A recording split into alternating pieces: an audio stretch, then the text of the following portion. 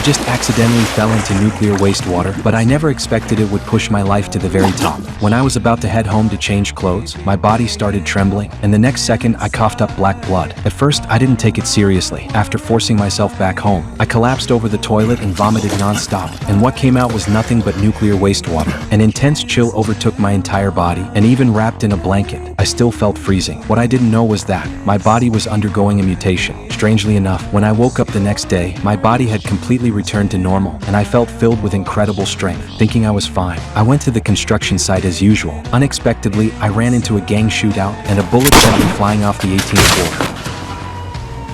From that height, any normal person would die on impact. What shocked me was that I only lay on the ground unconscious for a few minutes, then suddenly woke up. I froze because I had fallen from the 18th floor and didn't die. Realizing the gangsters were still upstairs, I immediately sprinted toward home. To my surprise, I ran dozens of kilometers in one go, feeling overflowing with power the entire time. Once I got home, I had no time to think because the most urgent thing was dealing with the gunshot wound in my shoulder. Just then, the neighbor downstairs kept making noise, and I instantly lost my temper. I only meant to make him quiet down, but with a single punch, I smashed straight through my neighbor's door. That was when I finally realized something was wrong with my body. To confirm my suspicion, I dragged out the wardrobe and gave it a gentle push, sending the several hundred-pound cabinet flying. Next, I turned my attention to the radiator and pulled it off effortlessly. Then I pressed it lightly with my hands, instantly crushing it flat. It seemed that after falling into nuclear wastewater, I had awakened a superpower. To test it further, a bold idea came to mind. That night, I put on a mask and went to an ATM. I started smashing everything around it,